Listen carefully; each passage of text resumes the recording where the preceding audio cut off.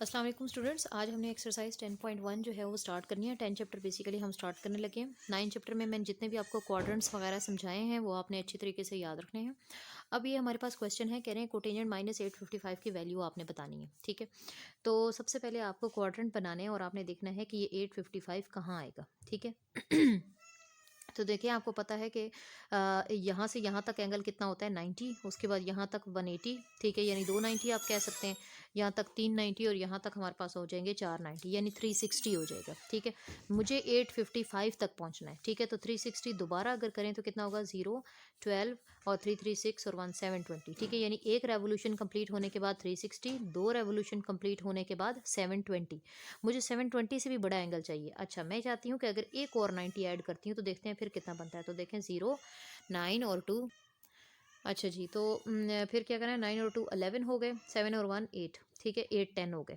तो देखिए, दोबारा अगर 90 ऐड करेंगे तो हो जाएगा 9 और 1 0 और 8 और 1 9, ये तो 900। यानी 855 से बढ़ना नहीं है आपने आपने इससे कम कम वाला एंगल लेना है। ठीक है, पहली बात तो ये कि ऑड और इवन फंक्शंस का आपको पता है कि साइन और जो हमारे पास tan है ये ऑड फंक्शंस होते हैं, इस वजह से ये माइनस एब्जॉर्ब नहीं करते। तो सिमिलरली जो इनका इन्वर्स है वो भी माइनस एब्जॉर्ब नहीं करेगा। साइन का इन्वर्स होता है कोसिकेंट और tan का इन्वर्स होता है कोटेंजेंट। तो कोटेंजेंट माइनस एब्जॉर्ब नहीं करेगा, तो पहले स्टेप पे हम ये करेंगे, को माइनस बाहर लिख देंगे, 855 डिग्रीज लिख देंगे। ठीक है, उसके बाद हम कहेंगे कि हम इस 855 को कैसे ब्रेक करें, यानी कितने 90 हो जाएं और उसके बाद हम क्या लिखें तो 855 बन जाएगा। तो देखें, ये जी मैंने आपको बताया था कि दो अगर रेवोल्यूशंस कंप्लीट करें, ठीक है, यानी कि दो बार 360 करें तो 720 बनता है। दोबारा एक और 90 कर लें तो कितना बनता है, 810। तो 810 इज़ परफेक्ट, क्योंकि इससे ज़्यादा करते हैं तो 900 बनता है, इस वैल्यू से एक्सीड कर जाता है, तो वो तो हमने नहीं लेना। तो अब हम देख लेते हैं कि 855 है मेरा, तो इसका मतलब ये 90 वाला नहीं लेना, तो इसको क्रॉस कर दें। और मैं कहाँ पहुँची हूँ, 810 पे। तो कितना बच गया है ऊपर, तो 5 में से 0 गया 5, 5 में से 1 गया 4 और 8 में से 8 गया 0। इसका मतलब 45 डिग्रीज और बच गए हैं। ठीक है, यानी कि इतने 90 के रेवोल्यूशंस के बाद कितने बच गए, ऊपर 45। अब हमने गिन लेने हैं कि ये कितने 90 है, 1 2 3 4। ठीक है, यानी क्योंकि एक चक्कर में 4 90s होते हैं। ठीक है, 5 6 7 8। ठीक है, और ये कितना हो गया, 9। तो इसका मतलब 9 जो है वो हमारे पास 90 है, प्लस कितने डिग्रीज है, 45 डिग्रीज है ऊपर। ठीक है जी, ये चीज़ आपने लिखनी है इस तरह। ठीक है, कि 855 कैसे बनेगा, कि आपको पता है कि एक 360 में 4 90 होते हैं, फिर दोबारा 360 में 4 90, तो 4 और 4 8 हो गए, और एक और तो फिर ये 990 जो है वो हमारे पास कितने होते हैं, 810, और उसमें 45 ऐड करते हैं तो क्या बन जाता है, 855। अब आपको ये बात पता है कि अगर तो 90 का ऑड मल्टीपल हो, ये हमने पढ़ा हुआ है। ठीक है, कि अगर तो 90 का ऑड मल्टीपल हो तो ये फंक्शन चेंज होता है, कोटेंजेंट टेंजेंट में चेंज हो जाता है, साइन कॉज में चेंज होता है, सीकेंड को सीकेंड में चेंज होता है। तो अब आपने देखा है कि 90 का तो ऑड मल्टीपल है। ठीक है जी, तो 90 का ऑड मल्टीपल है तो कोटेंजेंट किस में, 90 का अगर 9 ऑड मल्टीपल, अगर इवन होता तो कोटेंजेंट कोटेंजेंट ही रहता। तो कोटेंजेंट किस में चेंज होता था जी, 10 में, और ये हमारे पास आ जाता है 45। ठीक है, अच्छा एक और बात कि देखें कि 990 के बाद एंगल कहाँ आएगा, इस क्वाड्रेंट में बनेगा ना, इस क्वाड्रेंट में। ठीक है, हमने इस क्वाड्रेंट में देखना है कि हमारा जो हम फंक्शन है वो यहाँ पॉजिटिव है या नेगेटिव। तो आपको समझाया हुआ था मैंने कि इसमें तमाम पॉजिटिव होते हैं, इसमें कॉस पॉजिटिव होता है, इसमें टैन पॉजिटिव होता है और इसमें साइन पॉजिटिव होता है। तो इसका मतलब क्या हुआ कि कोटेंजेंट तो इस क्वाड्रेंट में क्या होगा, नेगेटिव होगा, तो एक माइनस का साइन हमें और बाहर लगाना पड़ेगा। ठीक है जी, क्या है, एक माइनस पहले से था हमारे पास, एक माइनस हमें लगाना पड़ गया बिकॉज कि हम सेकंड क्वाड्रेंट में थे। ठीक है, और सेकंड क्वाड्रेंट में साइन पॉजिटिव होता है लेकिन कोटेंजेंट टेंजेंट नेगेटिव होते हैं, इस वजह से बाहर में क्या लगाना पड़ेगा, माइनस।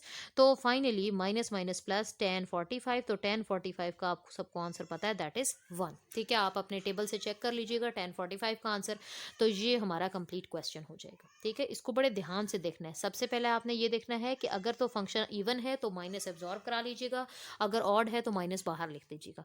उसके बाद ये कितनी रेवोल्यूशंस बनती हैं, काउंट करें कि कितने 90 हो जाएं और प्लस क्या लिखें तो ये बन सकता है, वो लिखें।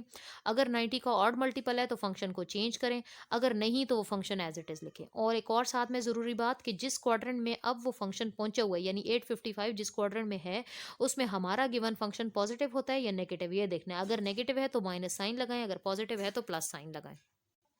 ओके, तो नेक्स्ट क्वेश्चन हम डिस्कस करते हैं, दैट इज 10 110 यानी कि 1000 और 1110 डिग्रीज। ठीक है, तो हमें पता है कि एक चक्कर कंप्लीट होता है तो कितने होते हैं 360, दो चक्कर कंप्लीट होते हैं तो कितना होता है 720। हम चेक करते हैं कि अगर तीन चक्कर चक्कर कंप्लीट हों, ठीक है, तीन रेवोल्यूशंस कंप्लीट हों तो कितना होता है 3000, 6 3 18, 3 3 9 और 1 10, तो ये कितना होता है 1080। परफेक्ट। ठीक है, तीन तीन चक्कर कंप्लीट करें तो 30 18, 3 3 9 और 1 10। ठीक है, तो 1080 होता है। तो 1080 में और कितना हम करें कि 110 बन जाएगा, तो ये हम माइनस करके चेक कर लेते हैं कि 1110 में से 1080 निकाल दें तो ये बनता है हमारे पास 0।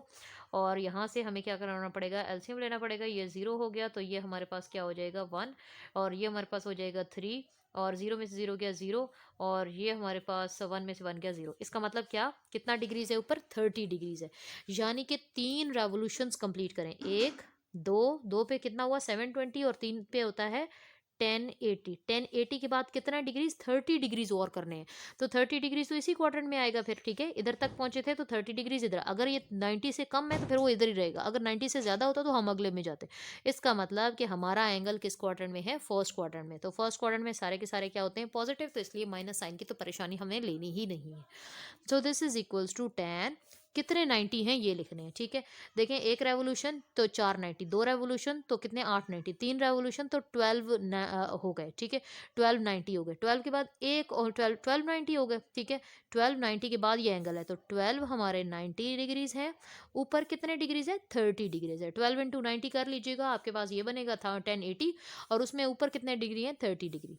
अब आप देख सकते हैं कि 90 का कौन सा मल्टीपल है, इवन। इवन मल्टीपल हो तो फंक्शन चेंज नहीं होता, फंक्शन एज इट इज आता है, साथ में 30 डिग्रीज। और एक और बात बता दूं आपको कि क्योंकि ये फर्स्ट क्वाड्रेंट में है तो फर्स्ट क्वाड्रेंट में सारे पॉजिटिव हैं तो इसके लिए प्लस साइन ही रहेगा। ठीक है, अब 10 of 30 कितना होता है, तो 10 of 30 जी होता है 1/√3। ठीक है जी, तो ये आपका आंसर आ जाएगा। ठीक है, अब नेक्स्ट क्वेश्चन देख लें, दैट इज को सीकेंट 2040। अब ये एंगल थोड़ा और बड़ा हो गया तो हमें इसको इसके मुताबिक देखना है। ठीक है, अच्छा तो क्या करेंगे जी, को सीकेंट है जी, और 2040 हमने देखना है कि कितनी रेवोल्यूशंस हों तो 2040 के करीब हम पहुंच सकते हैं। 360 को जरा देखें ना कि हमने 3 से मल्टीप्लाई किया तो 1080 है, अगर हम 6 से मल्टीप्लाई करके ट्राई करते हैं, देखते हैं ये कितना होता है। 6 0 0, 6 6 आप ये सब कुछ कैलकुलेटर पे कीजिएगा। 6 0 0, 6 6 36, 6 3 18, 19 20 21, तो ये देखें ये कितना हो गया 6 6 6 0 0, 6 6 36, ये तो 2160, यानी इससे बढ़ गया। तो इसका मतलब बढ़ना नहीं है, हमें एक रेवोल्यूशन हम जरा कम लेके चेक करते हैं। 360